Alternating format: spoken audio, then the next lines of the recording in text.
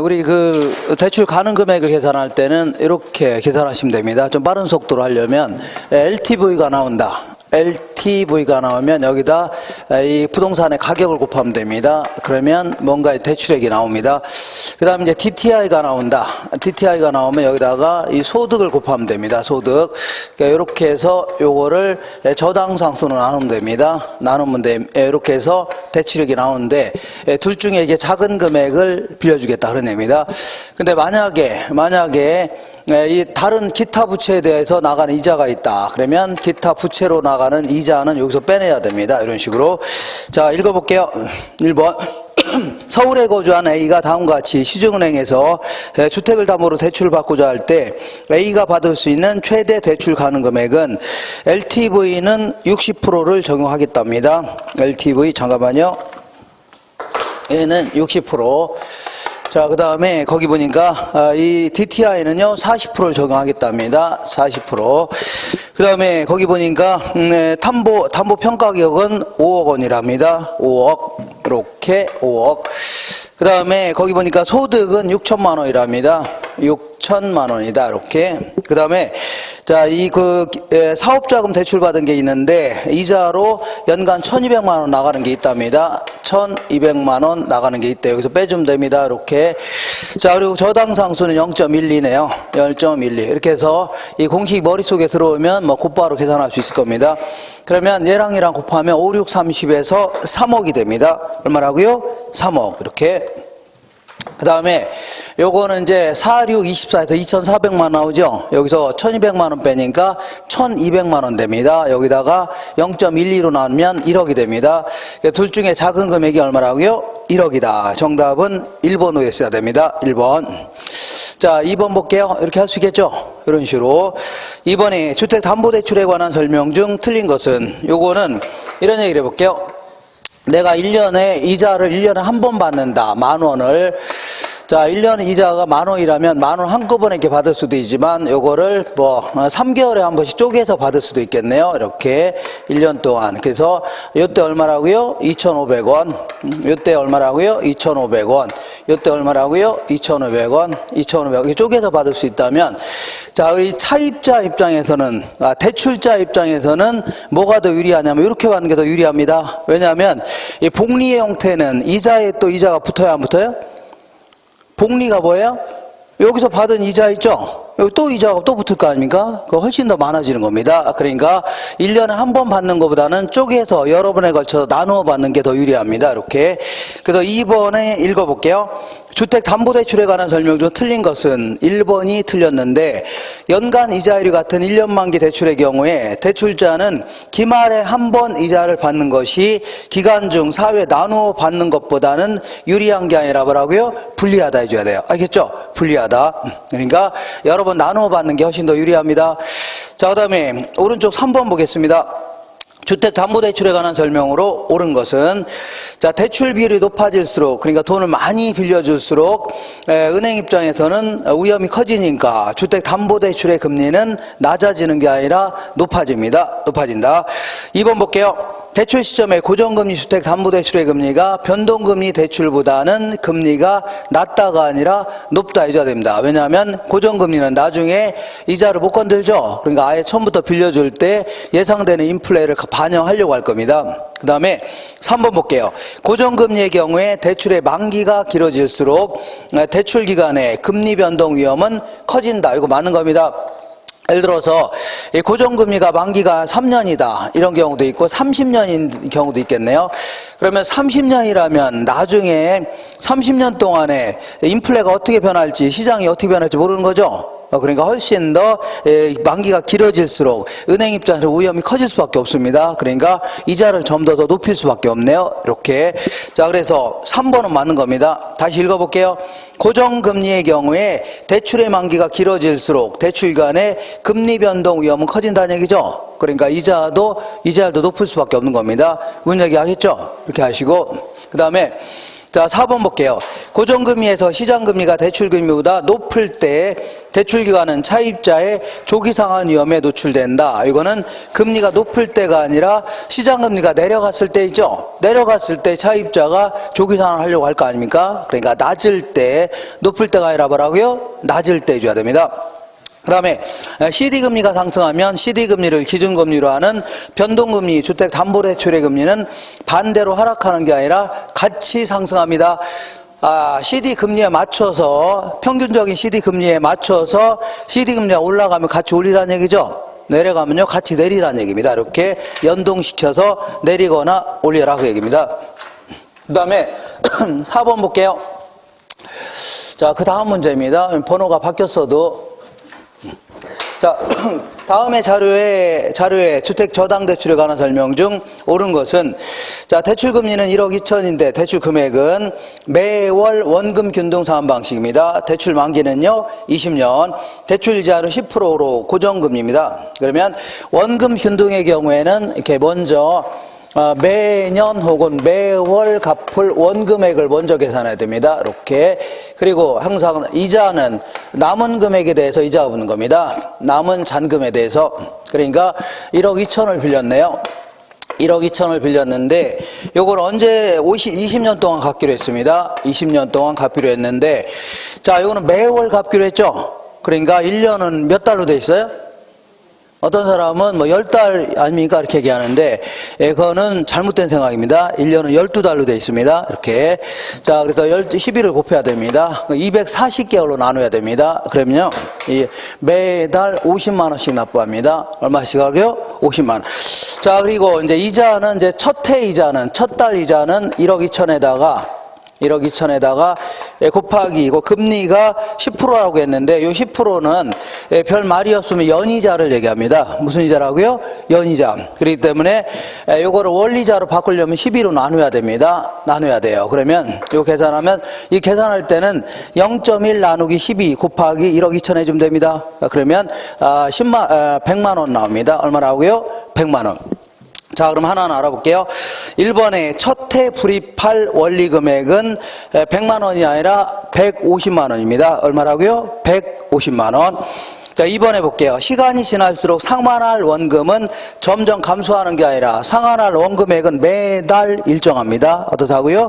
매달 일정하다. 자, 세 번째 볼게요.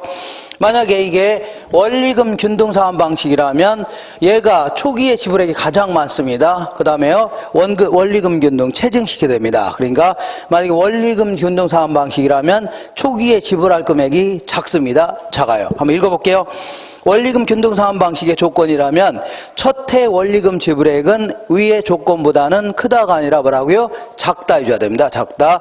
그 다음에 위와 같은 조건일 경우에 대출 시점에 변동금리를 적용한다면 일반적으로 고정금리, 지금 이거는 고정금리인데 변동금리는 일반적으로 초기 약정금리가 낮습니다. 낮아요. 그러니까 만약에 변동금리를 적용한다면 이자율은 일반적으로 10%보다 높다가 아니라 뭐라고요? 낮다 해줘야 됩니다. 낮다. 5번 볼게요. 만약 점증상환 조건이라면 만기에 가까울수록 원리금 지불액은 위의 제출 조건보다는 많다. 이거 맞는 겁니다. 왜냐하면 점증상환은 처음에는 조금 갚고 나중에 갈수록 많이 갚는 거죠. 그러니까 5번이 맞는 겁니다. 지금 푸른 문제를 전부 다 이해를 한다면 상당히 웬만한 거 다 풀 수 있다고 이렇게 알고 있는 겁니다. 근데 요 내용을 무슨 얘기인지 잘 모르겠다. 그러면 아직은 공부가 약간 덜 돼 있는 상태입니다. 덜 돼 있는 상태예요. 한 장 넘겨볼게요. 5번 보겠습니다. 5번. 자, 점증상환, 원금균등, 원리금균등 세 가지의 대출 상환 방식 중에 가장 다음 질문에 적합한 방식은 첫 해 월 불입액이 가장 많은 대출 상환 방식은 원금 균등입니다. 뭐라고요? 원금 균등. 그 다음에 대출 상환 기간 동안에 총 납부액의 크기가 가장 작은 것은 어쨌거나 셋 다 원금 갚는 돈은 똑같습니다. 갚는 돈 똑같아요. 근데 이자율이 가장 낮은 게 어떤 거예요? 원금 균등입니다. 알겠죠? 자금 회수 위험이 가장 작기 때문에 이자율이 가장 낮아요. 그러니까 어쨌거나 은행에다 이자를 가장 적게 주는 게 뭐라고요? 원금 균등입니다. 그리고 원금 균등의 경우에는 초창기부터 원금을 착착 갚아 나가죠. 나중에는 뭐 갚을 돈도 거의 없습니다. 이자 낼 돈도 별로 없을 수 있겠네요. 그러니까 은행에다 지불하는 돈이 가장 작은 게 어떤 거라고요? 원금 균등입니다. 원금 균등. 그래서 정답은 5번입니다. 그다음에 6번 볼게요. 주택금융에 관한 설명으로 틀린 것은, 자, 정답은 5번인데, 자, 볼게요. 이렇게, 변동금리는 실제 인플레 맞춰서 금리를 막 조정하라 그런 얘기인데, 자, 금리가 이제 갑자기 올라가게 되면 돈이 많은 사람들이야 갚을 수 있지만, 돈이 없는 사람들은 갑자기 월급 타서 이자를 다 낼 판이죠. 그럼 금융시장 자체가 교란이 나타날 수 있기 때문에 니네들 이거 이상 올라갈 때는 더 이상 올리지 말아라 이렇게 할 수 있죠. 이걸요 금리 상한 변동금리 제도라는 겁니다. 뭐라고요? 금리 상한. 그러면 은행 입장에서는 요거 이상 올려야 되는데 못 올리게 하니까 은행은 좀 손해볼 수밖에 없네요. 읽어볼게요. 6번에 5번 금리 상한 변동금리 주택담보대출에서 대출자는 금리 상한 이상으로 인플레가 상승할 때 생기는 금리 변동 위험을 줄일 수 있는 게 아니라 금리 변동 위험이 커질 수 있다 해줘야 됩니다. 뭐라고요? 커질 수 있다 이렇게 해줘야 됩니다. 그다음에 7번 볼게요. 다음은 자 MBB에 대한 설명이다. 올바르지 않은 것은, 자 볼게요. 자 MBB는 이렇게 MBB는 이렇게 기억나시나 모르겠는데 소비자, MBS의 발행자, 투자자 이렇게 되어 있습니다. 얘는 담보대출과 관련된 모든 권리는 누가 갖고 있어요? 발행자가 갖고 있는 겁니다. 그러면서 자, 미래 받을 채권액을 근거로 해서 새로운 회사채를 발행했다 생각하시면 됩니다. 알겠죠? 이렇게. 자, 그래서 정답은 올바르지 않은 것은 2번이 틀렸는데, 발행기간은 원리금 수익금과 저당권을 MBB 투자자에게 모두 이전하는 게 아니라 발행기간이 원리금 수익금과 저당권을 보유한다 해줘야 돼요. 뭐라고요? 보유한다. 그러니까 이전하는 게 아닙니다. 이전하는 게 아니라 뭐라고요? 보유한다 해줘야 됩니다. 8번 볼게요. 자, 한국주택금융사의 주택연금보증에 관한 내용이다. 틀리게 서술한 것은, 정답은 4번인데 가입 가능 연령은요 주택 소유자 기준으로 60세 이상이 아니라 소유자 또는 배우자 기준으로, 뭐라고요? 소유자 또는 배우자. 그러니까 둘 중 아무나 60세 이상이면 됩니다. 둘 중 뭐라고요? 아무나 60세 이상이면 돼요. 자, 다음에 9번 보겠습니다. 부동산 투자 회사법상의 규정에 관한 설명으로 틀린 것은, 자, 정답만 확인할게요. 정답은 3번입니다. 자, 위탁관리 부동산 투자회사는 서류상의 회사입니다. 명목회사이기 때문에 본점 외에 지점을 설치할 수 있으며가 아니라 없으며입니다. 없으며. 직원을 고용하거나 상근임원을 둘 수 있다가 아니라 없답니다. 자, 무슨 페이퍼 회사가, 페이퍼 컴퍼니가 무슨 뭐 지점을 두고 이런 건 아닙니다. 그냥 본점 정도는 회계 처리하려고 그 회사 직원들 몇 명 파견해서 둘 수는 있지만 지점을 두거나 아니면 종업원 채용하고 이런 건 아닙니다. 이렇게. 자, 그 다음에 10번 볼게요. 부동산 투자 또는 개발 자금 동원 방법과 관련된 설명 중 틀린 것은, 아이고 깜짝 놀래라. 자, 5번 보겠습니다. 5번 조인트 벤처와 신디케이트 방식 있죠? 요거는 그냥 암기하세요. 둘 다 부채 금융이 아니라 뭐라고요? 지분 금융이다. 이렇게 알고 계셔야 돼요. 무슨 금융이라고요? 지분 금융이다. 이렇게. 그다음에 11번 보겠습니다. 다음은 부동산 개발 방식에 대한 설명이다. 가장 거리가 먼 것은, 정답은 3번인데 어쨌거나 이 토지 신탁 방식이 됐든 사업 수탁 방식이 됐든 얘는 처음부터 약속한 수수료 있죠? 요거 챙기는 겁니다. 나중에 개발이 성공하게 되면 지분을 많이 가져가고 이런 거 없습니다. 무조건 뭐라고요? 사전에 약속한 수수료를 취득한다. 기억하세요? 수수료. 정답은 3번인데 사업 수탁 방식의 경우에 사업 전반이 토지 소유자 명의로 행해지며 개발 지분이 나오면 다 틀린 겁니다. 개발 지분을 토지 소유자와 개발업자가 공유한다 해주면 안 되고, 수수료를, 개발업자는 뭐라고요? 수수료를 취득한다 이렇게 해줘야 돼요. 개발업자는 뭘 취득한다고요? 수수료를 취득한다. 이렇게. 그 다음에 12번 보겠습니다. 정부는 사회 간접 자본 시설을 확충하기 위하여 민간 투자 사업 방식을 활용하고 있는데, 다음에 설명하는 민간 투자 사업 방식은, 먼저 민간이 개발했다 나오면 일단 B가 나와야 됩니다. 빌. 그 다음에 소유권을 준공과 동시에 공공에 귀속시킨다. 소유권을 이전한다는 얘기죠. 그런 다음에 조심할 것은 중간에 어떤 얘기가 나온다 하더라도 맨 끝에 있는 얘기 있죠? 요걸 조심하셔야 됩니다. 그러니까 사업 시행자인 민간은 일정 기간 시설관리 운영권을 가지며 공공은 그 시설을 임차하여 사용한다고 했죠? 맨 끝에 있는 표현이 중요한 겁니다. 임차하여 사용하니까 임대료 지불 해요, 안 해요? 임대료 지불하겠네요. 그러니까 L이 나와야 됩니다. BTL 방식이다. 리스가 나와야 됩니다. 정답은 몇 번이라고요? 4번이 정답입니다. 4번. 그 다음에 13번 보겠습니다. 부동산 분석의 체계 유형에 관한 설명으로 틀린 것은, 자, 우리 다른 형태의 타당성 분석이다 해서 요건 암기하셔야 됩니다. 지시성 타자다. 지시성 뭐라고요? 타자다. 그래서 맨 먼저 지역경제 분석, 그 다음에요 시장 분석, 세 번째는요 시장성 분석, 타당성 분석, 그 다음에 투자 분석, 이렇게. 자, 그래서 지시성 타자 기억하셔야 됩니다. 그래서 1번이 틀렸는데 체계의 순서는 지역경제 분석, 시장성 분석, 시장 분석 이렇게 되어 있는데 니은번과 디귿번을 바꿔놓으세요. 바꿔줘요. 그래서 뭐가 먼저 나와야 돼요? 시장 분석이 먼저 나와야 됩니다. 그리고 뭐라고요? 시장성 분석 나와야 됩니다. 자, 14번 볼게요. 다음은 부동산 마케팅에 대한 설명이다. 가장 적절한 것은, 정답은 5번인데 거주자 라이프 스타일 반영한 평면 설계라든가 보안 설비의 디지털화, 지상 주차장을 지하화, 이런 것들은 사피 전략 중에서 얘들은 제품에 있어서 차이를 두겠다는 얘기죠. 제품. 그래서 요거는 무슨 전략이라고요? 제품 전략입니다. 요것만 맞고 다른 거 틀렸습니다. 1번 볼게요. 14번에 1번. 고객 점유 마케팅은 공급자 전략 차원에서 STP 전략과 사피 믹스가 있다. 요거는 고객 점유가 아니라 시장 점유 마케팅 전략입니다. 시장 점유. 자, 2번 볼게요. 부동산 마케팅이 중시되는 이유는 종래의 구매자 주도 시장에서 공급자 주도 시장으로 의식 전환 때문이다. 구매자와 공급자 바꿔놓으세요. 공급자. 왜냐하면 옛날에 한 80년대만 하더라도 아파트 지었다간 다 팔렸습니다. 그냥. 그러니까 굳이 마케팅이 아주 필요하진 않았는데 근래 들어서는 안 팔린 게 수두룩하죠. 그러니까 구매자 주도 시장으로 바뀌었습니다. 시장 자체가.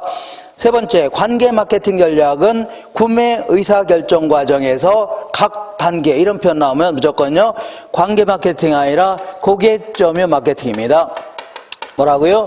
고객 점유. 소비자의 구매 의사결정 과정에 각 단계에서 적절한 강약을 조절해가면서 전략을 구사하겠다. 이건요 고객 점유입니다. 4번 볼게요. 공급자와 소비자의 일회성 거래가 아니라 장기적 지속적 관계를 유지하는 전략. 이거는 고객 점유가 아니라 관계 마케팅 전략입니다. 뭐라고요? 관계 마케팅 전략이다. 그래서 자, 이렇게 해서 이런 얘기를 전 시간에 했었는데 어떻게 좀 기억이 좀 나시나요? 네, 처음 기억이 전혀 안 나요? 우리 새로 오신 것 같은데요? 그죠? 네.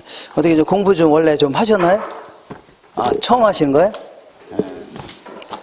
자, 공부를 아주 처음 하는 왕초자랍니다. 뭐라고요? 왕초보, 이렇게 생초보, 이렇게.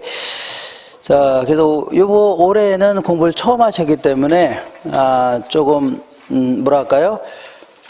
좀 공부할 내용이 많기 때문에 올해는 조금 힘드시더라도 큰 틀을 좀 갖추신 다음에 내년도에 올해도 잘하면 어디 잘 뭐 학교 갈 수 있지만 그렇지 않으면 너무 조급하게 생각하지 마세요.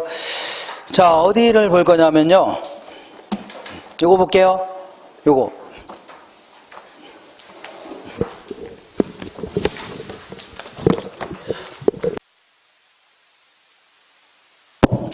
자, 오늘 감정평가로 마무리할 겁니다. 자, 157페이지 한번 볼게요.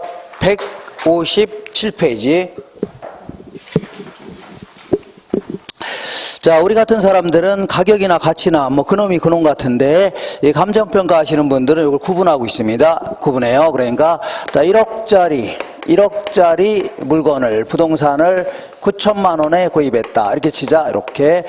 자, 그러면 1억짜리라는 얘기는 뭐 이 정도의 값어치는 있다. 그런 얘기입니다. 이거를 뭐 가치라는 표현 써볼게요. 가치. 영어로는요, value 해주는데 이 가치의 본질이라는 게 뭐냐면 내가 부동산을 왜 구입하냐. 쓸데없이 구입하는 게 아니죠. 내가 요거를 이용함으로써 미래에 얻을 수 있는 만족감, 효용, 수익 이런 거 있죠. 이런 거에 대한 가치로 지금 지불하려고 하는 겁니다. 그래서 이걸요 장래 편익의 현재 가치다 해집니다. 뭐라고요? 장래 편익의 현재 가치라는데, 그러면 장래 편익을 지금 시점의 가치로 바꾸는 거죠. 그러니까 이거는 현재의 값이다 해집니다. 무슨 값이라고요? 현재의 값. 그리고 요거는 아무래도 장래 편익을 지금 시점의 가치로 바꿔놓는다는 게 쉬워요, 어려워요? 어렵죠. 그러니까 이 분야의 전문가는 뭐라고요? 감정평가사입니다. 누가라고요? 감정평가사. 그럼 좋다. 자, 네가 평가한 게 적정한 가치라고 인정해 주겠다. 근데 이거를 사기당해서 비싸게 구입할 수도 있고, 뭐 금매로 싸게 구입할 수도 있고, 이렇게 여러 가지 수용당할 수도 있죠. 그러니까 자, 시장에서 실제로 교환의 대가로 실제로 지불한 값을 뭐라 할까요?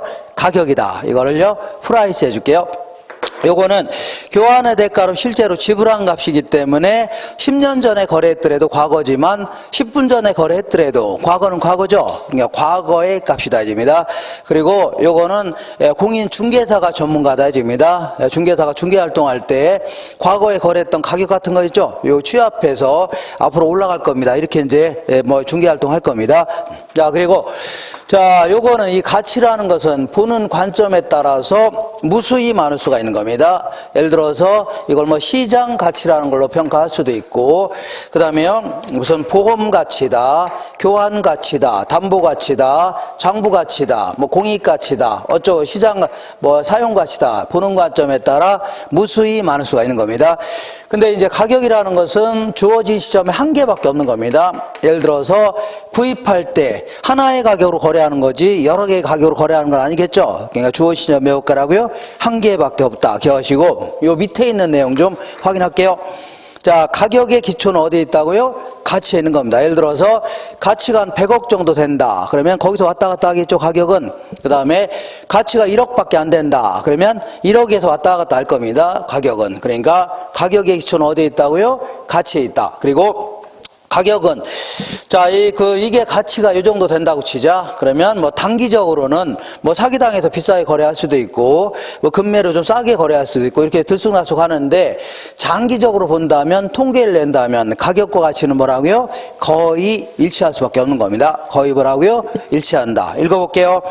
가격은 수요와 공급의 변동에 따라 일시적으로 가치와 괴리될 수는 있습니다. 그렇지만 가격의 본질은 가치이므로 장기적으로는 가격이 가치로 회귀되면서 가격과 가치는 뭐라고요? 일치하게 되는 겁니다. 이렇게. 그리고 이런 표현도 기억하세요. 자, 뭐냐면, 자, 인플레이션이 발생했다. 인플레가 발생했다는 얘기는 물건의 가격이 올랐다는 얘기죠. 그럼 부동산도 물건이니까 물건의 가격이 오르게 되는 겁니다. 이렇게 시장 가격이 오를 수밖에 없는 겁니다. 그럼 인플레가 발생했다는 얘기는 화폐의 가치가 오른 거에 떨어진 거예요.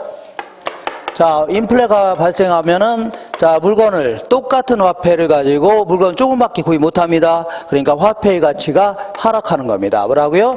화폐의 가치가 하락. 그러니까 화폐 가치가 하락하면 부동산 가격은 오를 수밖에 없는 겁니다. 오를 수밖에 없어요. 이렇게. 자, 그다음 그 밑에 부동산 가치의 특징이라고 해서 이 가치를 조금 세분화한다면 가치와 그리고 또한 이 용익에 대한 대가 있죠. 빌려주는 거에 대한 대가를 뭐라고요? 임료다 해줍니다. 자, 근데 얘는 원본과 과실의 관계가 있습니다. 원본이 크면 과실도 크고, 원본이 작으면요, 과실도 작습니다. 예를 들어서 한 100억 정도 되는 부동산을 빌려줄 때는 임대료가 좀 비싸겠죠? 근데 1억짜리 부동산을 빌려주면요, 임대료는 싸겠네요. 그 다음에 이 부동산의 가치는, 자, 볼게요. 부동산 가치는 이 물리적 실체가 가치를 결정한다기보다는, 예를 들어서 똑같이 100평이라면 원래는 가치가 같아야 되는데 그렇지 않다는 얘기죠. 왜 같지 않냐면 얘는 그린벨트로 묶여 있다고 치자. 얘는요 일반적인 토지라고 치자. 자, 그러면 그린벨트로 묶여 있는 땅은 소유권을 구성하는 권리를 권능해 줍니다. 사용할 수 있는 권능, 수익을 얻을 수 있는 권능, 처분할 수 있는 권능, 구분하는데, 아무래도 왜 그린벨트에 있는 부동산의 가격이 싸고 얘가 비싸냐 볼게요. 얘는 아무래도 얘는 사용이 제한돼 있죠. 수익성도 떨어지고 나중에 처분하기도 힘들죠. 이런 식으로 여러 가지, 자, 이 소유권, 기타 권리, 이익에 제한이 따르거나 이익이 줄을 수밖에 없죠. 그러니까 가치가 작을 수밖에 없는 겁니다. 알겠죠? 그리고 자, 두 개 이상의 권리이익이 존재하는 경우에는 각각에 대해서도 가치가 결정됩니다. 이것도 무슨 얘기냐면 내가 이제 부동산 하나 갖고 있다. 그러면 소유권이라는 가치도 있겠죠. 근데 일부를 전세를 설정했다. 그러면 전세권이라는 가치도 있겠죠. 그러니까 하나의 부동산이라도 두 개 이상의 권리이익이 존재하는 경우에는 각각에 대해서도 다 뭐가 존재한다고요? 가치가 존재할 수 있는 겁니다. 그 다음에 내가 수박을 구입하는데 이렇게 내년도에 수박 가격이 오를 걸로 예상돼서 미리 사놓고 이러진 않겠죠. 맥주 같은 거. 근데 우리 부동산은 영속성, 내구성 이런 것 때문에 먼 미래도 항상 내다보면서 결정하려고 합니다. 3년 뒤에 지하철이 들어올지 모른다 그러면 아파트만 구입하려고 하죠. 이런 걸요 장기적 배려하에 형성된다 이렇게 표현합니다. 그 다음에 내가 이제 맥주를 구입하면서 무슨 사기당했다는 등, 카스 맥주 하나 구입하면서 정부에서 수용을 당했다는 등, 금매로 거래했다는 등, 이런 얘기를 들어봤어요? 거의 안 들어봤죠? 근데 이놈의 토지는 부동산마다 가격이 다 틀릴 수 있고, 지역마다 다 다를 수 있기 때문에, 때론 사기를 당했다는 등, 금매로 거래했다는 등, 정부에서 강압적으로 수용을 당했다는 등, 이런 거를요, 개별적인 동기라든가 특수한 사정이 개입될 여지가 많다, 이집니다. 알겠죠? 많다.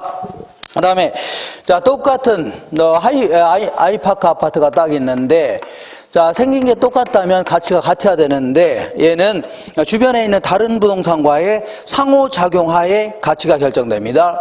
예를 들어서 여기는 뭐라고요? 공동묘지가 있고 여기는 뭐가 있다고요? 근처에 여기는요? 여기는 지하철이 있다. 그럼 어떤 게 더 비싸요? 여기 더 비싸겠죠? 이런 식으로 주변에 있는 다른 부동산과의 뭐라고요? 상호작용하에 가치가 결정된다. 단도로 결정되는 거 아니죠? 자, 그러면 다시 한번 볼게요. 부동산의 가치는 보는 관점에 따라서 무수히 많을 수가 있는데, 자, 여러 가지 가치로 평가해 볼 수 있습니다. 뭐 시장 가치, 담보 가치 이렇게 하는데, 어쨌거나 시장 가치는 잠시 후에 하기로 하고, 자, 여기서 여러 가지 가치가 있는데, 여러 가지 가치는 듣는 순간 다 이해할 수가 있을 겁니다. 보험 가치는 뭐 보험료를 산정하기 위한 가치 아닙니까? 그죠? 근데 거기서 약간 좀 헷갈리는 게 사용 가치와 뭐가 있다고요? 교환 가치라고 있는데, 자, 사용 가치는 특정 용도로 사용할 때 가질 수 있는 어떤 주관적인 가치, 이걸 뭐라고요? 사용 가치라는 겁니다. 교환 가치는요, 어떤 주어진 시장에서 매도될 때 형성될 수 있는 가치 있죠? 이걸 뭐라고요? 교환 가치다 해줄게요. 그럼 그 밑에 도움을 볼게요. 예를 들어서 어떤 낡은 선풍기가 있다 치자. 어디에 가면은요, 선풍기는 선풍기인데, 뭐라고 써있냐면, 골드스타 이렇게 써 있습니다. 뭐라고 써 있다고요? 골드스타 못 들어봤나요? 이걸 금성 선풍기라는 겁니다. 뭐라고요? 이거 들어보셨나요? 네, 그런 게 있습니다. 그런 게 아직도 돌긴 돕니다. 이렇게 진짜입니다. 요거는 아무래도 사용 가치는 있겠죠? 근데 이걸 누가 팔려고 할 때, 누가 사가나, 이거?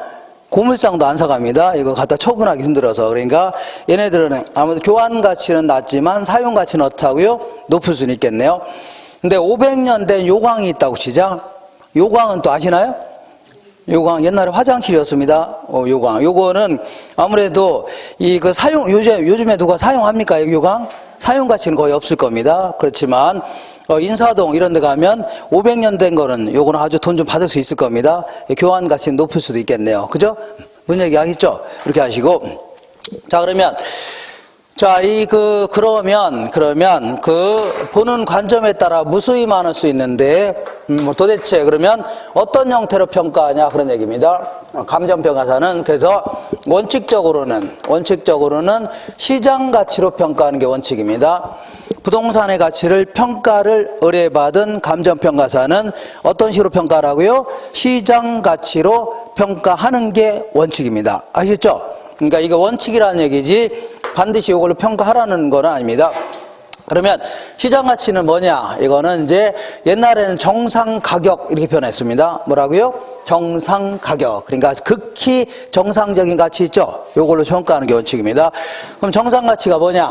이거는 이제 이 5가지 조건을 갖춘 상태에서 거래가 이루어졌을 때 성립할 수 있다고 인정되는 값 있죠? 이걸 뭐라고요? 시장 가치다. 그러니까 출거 당시통 해줄게요. 출거 뭐라고요? 당시통. 이렇게 해서 자, 이 5가지. 일단은 출거, 당시, 통 해줄게요. 일단 출품 기간이 합리적이어야 됩니다. 자, 예를 들어서 어떤 부동산을 시장에 내놨을 때, 한두 달 내 정도는 충분히 팔릴 수 있다는 가정이 있어야 됩니다. 5년이 되도록 10년이 되도록 안 팔릴 가능성이 있다 그러면 시장가치 평가하면 안 됩니다. 다른 형태로 평가해야 돼요. 자, 두 번째는 거래의 자연성이다 해서 자, 금매라든가 정부에는 가감적 거래, 사기, 강박 이런 거 있죠? 이런 건 다 없다는 가정이 있어야 됩니다. 극히 자연적인 상태에서 거래가 이루어졌을 때 이걸 얘기합니다. 그다음에 세 번째는 당사자의 정통성이라고 해서 어떤 아파트가 이 매도자는 층간소음이 있다는 거 이거 알 겁니다. 근데 매수자가 모르고 거래한다면 그게 손해보고 거래할 수 있죠. 근데 그게 아니라는 얘기입니다. 매도자가 됐든 매수자가 됐든 부동산에 대한 내용을 정확히 알고 있다는 가정이 있어야 됩니다. 아시겠죠? 그다음에 시장성이 좀 있어야 됩니다.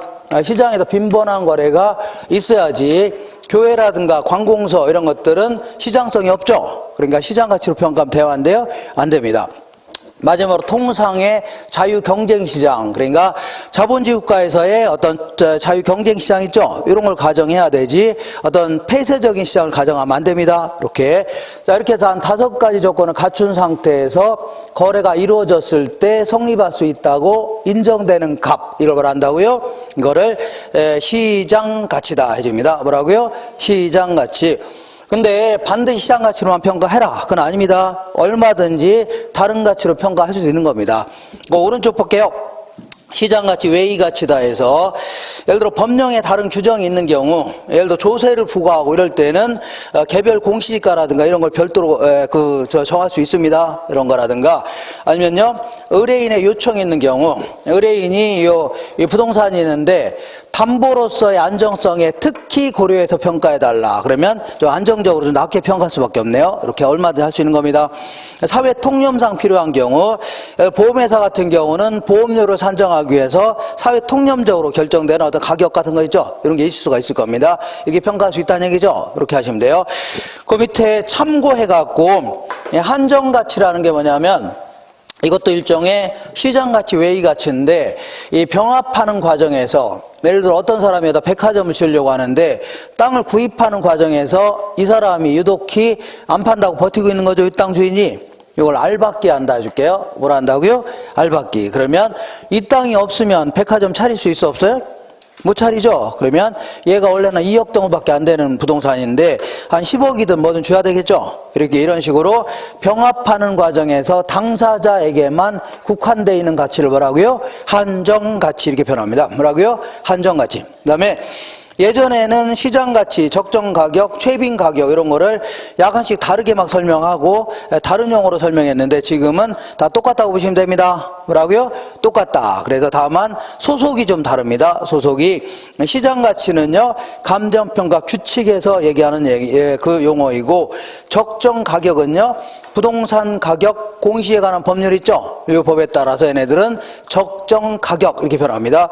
그 다음에 최빈 가격은요, 렛크리프라는 경제학자가 이런 식으로 이걸 뭐라고요? 최빈 가격 이렇게 표현합니다. 자, 이렇게 해서 간단히 알고 계시고, 자, 이렇게 해서 정리하시고, 이건 내용 자체가 어렵지 않으니까 이렇게 정리할 수 있죠? 이렇게 정리하시면 됩니다. 한 장 넘겨볼게요. 자, 지금부터 이론적으로 부동산 가격이 어떤 형태로 결정되어지냐 쭉 한번 살펴보겠습니다. 자, 이론적으로 어떤 형태로 결정되어지냐 그런 얘기입니다. 어차피 부동산도 시장에서 수요 공급에 따라 결정됩니다. 이게 수요와 공급이 만나는 점에서 균형 가격과 수량이 결정되는데 이 가치가 결정됩니다. 물론 가격은 여기서 괴리될 수 있지만 결국은 다 일치한다는 얘기죠. 이 근처에서 왔다 갔다 한다 생각하시면 됩니다. 자, 이때 이 부동산 시장에 그러니까 부동산도 아파트 살 사람이 많아지면 아파트 가격이 올라가 안 올라가요? 올라가죠. 팔 사람이 많아지면요 떨어집니다. 여기서 결정됩니다. 다만 아파트를 공급하는 거는 시간이 걸려요 안 걸려요? 꽤 걸린다는 얘기죠. 이런 게 차이가 있을 뿐 어쨌거나 수요 공급에 따라 결정됩니다. 이때 이제 부동산 시장에 직접적으로 영향을 미치는 요인을 뭐라 하냐면 부동산 가치의 발생 요인 이렇게 얘기합니다. 그 다음에 발생 요인에 영향을 미치는 걸요, 부동산 가치의 형성 요인이다 줍니다. 그럼 발생 요인이 뭐냐? 요거는 자, 우리 수요 공급 이론할 때 수요를 변화시키는 거라든가 공급을 변화시키는 요인이죠. 이걸 얘기합니다. 수요를 그러니까 곡선 자체를 막 움직이는 요인들 있죠. 이걸 뭐라고요? 그거를 발생 요인이다 해줍니다. 근데 이 감정평가론자들은 이런 거 잘 모른다는 얘기죠. 그래서 지들 생각나는 대로 써놓은 게 있는데, 먼저 유용성이다. 유용성이라는 게 뭐냐면 부동산이 인간에게 주는 어떤 만족감 같은 거 있죠. 아니면 효용, 이런 표현을 씁니다. 효용. 자, 예를 들어서 어떤 아파트 단지가 있는데 주변이 아주 쾌적해졌다. 그러면 부동산이 인간에게 주는 만족감이 커졌어요, 작았어요? 커졌죠. 그럼 서로 살려고 하겠네요. 그죠? 아니면 교통이라든가 막 병원 같은 게 들어오는 바람에 아주 생활이 편리해졌다는 얘기죠. 그러면 이게 수요가 증가할 수 있다는 얘기입니다. 상업용 부동산 같은 경우에는 돈이 많이 벌릴 것 같다는 얘기죠. 그러면 부동산이 인간에게 주는 만족감이 커지는 거죠. 그러면 이게 수요가 증가할 수 있다는 얘기입니다. 공장 같은 경우는 생산성이 좋아질 것 같다는 얘기죠. 그러면 수요는 증가할 수 있네요. 그러니까 얘네들은 이제 수요를 변화시킨다 이렇게 표현합니다. 그리고 이러한 수요는 반드시 유효 수요가 돼야 됩니다. 자, 돈을 가지고 있으면 더 사겠다 해야 되지, 무턱대고 산다고 하면 안 되겠죠. 그래서 이걸요, 유효 수요다. 아이씨, 뭐 하는 거야, 지금? 수요를 결정하는 거니까 이렇게 해주면 되겠네요. 그 다음에 세 번째는 이제 희소성이라고 했는데, 자, 희소성이라는 것은 어떤 물건이 부족한 정도를 뭐라고요? 희소성해집니다. 물건이 뭐라고요? 부족한 정도. 근데 요거는 절대적인 부족량을 얘기하는 게 아닙니다. 예를 들어서 어떤 토지가, 조그만 토지가 하나가 있다 치자. 그런데 이게 상당히 부족할 것 같죠? 근데 문제는 얘를 이용하려는 사람이 거의 없다는 얘기죠? 그럼 이거는 남아도는 거예요? 아니면 모자라는 거예요? 남아도는 거 아닙니까? 그러니까 근데 이렇게 큰 땅이 있다. 이건 남아돌 것 같은데 문제는 이걸 이용하려는 사람이 이렇게 많다는 얘기죠. 그럼 이것도 부족하네요. 그러니까 무턱대고 절대적인 크기, 절대적인 양만 가지고 따지면 안 되고 수요에 비해서 어느 정도 부족하냐 있죠. 이걸 뭐라고요? 상대적 희소성이라는 겁니다. 뭐라고요? 상대적 희소성. 자, 그래서 요거는 이제 시장에 공급할 수 있는 양을 결정해 주기 때문에 공급을 결정한다 해줍니다. 자, 그리고 마지막으로 하나 정도 더 한다면 이전성이라고 해서 요거는요, 물리적인 실체가 옮겨 다닌다. 그게 아니라 권리의 이전 정도가 어느 정도 자유롭냐 있죠. 이걸 뭐라고요? 이전성이라는 겁니다. 예를 들어서 어떤 아파트는 2년 동안은 못 팔게 한다는 얘기죠. 전매를. 그러면 팔 수 있어 없어요? 못 파는 거 아닙니까? 이전이 불가능하네요. 공급에 영향을 줄 수 있다 입니다. 이런 식으로 이 부동산 학자들, 특히 감정평가론자들은 이렇게 수요 공급의 변화 요인을 이렇게 설명합니다. 이렇게.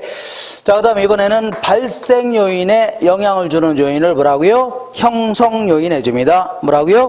형성 요인. 그래서 우리나라 지도가 이렇게 돼 있다고 치자. 이렇게. 그리고 우리가 이제 공부하는 데가 이 정도 된다. 그리고 이렇게 우리 동네에 있을 겁니다. 우리 공부하는 동네.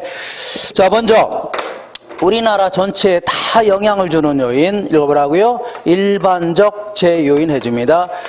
자, 그러니까 엊그저께 이제 그 트럼프하고 남미 그 정상들이 만났죠. 이런 것들은 우리나라 전체 다 영향을 줄 수가 있는 겁니다. 부동산이라든가 이런 거. 우리나라 전체의 모든 부동산에 대해서는 양도세를 중과세하기로 했다. 그러면 이건 다 영향을 주는 거죠. 이런 거 뭐라고요? 일반적 재요인이다. 전쟁이 날 것 같다. 이런 거 다 뭐라고요? 일반적 재요인이다. 그 다음에 요 지역에만 영향을 주는 걸요, 지역 요인이라는 겁니다. 요 지역. 자, 요 지역이 원래 지하철이 없었는데 지하철이 이쪽으로 통과하기로 했다든가, 뭐 GTX가 이쪽으로 통과하기로 했다. 이런 걸 다 뭐라고요? 요 지역에만 영향을 주는 거 아닙니까? 요 지역. 그죠? 다른 지역에 영향을 주는 건 아니죠. 요 지역에 영향을 주는, 이런 걸 뭐라고요? 이거를 지역 요인이다 줍니다. 그래, 요 부동산에만 영향을 주는 걸 뭐라고요? 이걸 개별 요인이다 줍니다. 개별.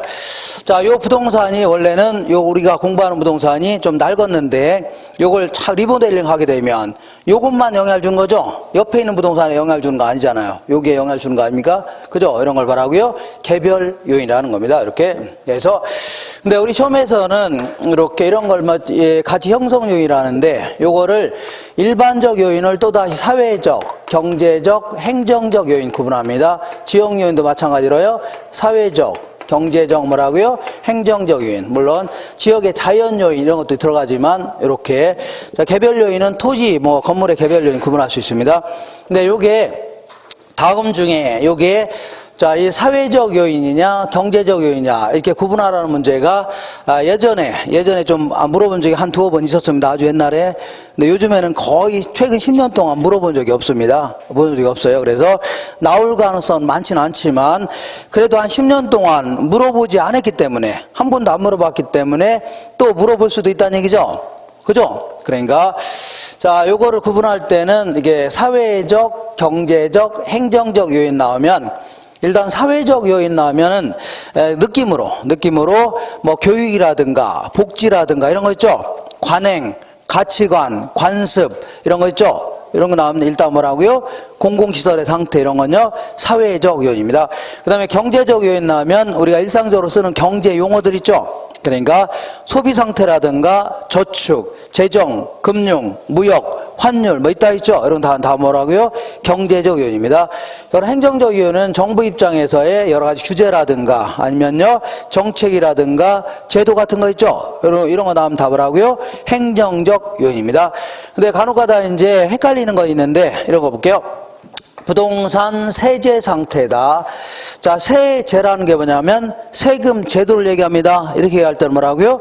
행정적 요인입니다. 근데 세 부담의 상태다. 이거는 똑같은 세금 제도를 하더라도 지역별로, 개인별로 부담 정도는 달라질 수가 있는 겁니다. 이거는 이제 경제적 이익 측면을 강조하기 때문에 이걸 뭐라고요?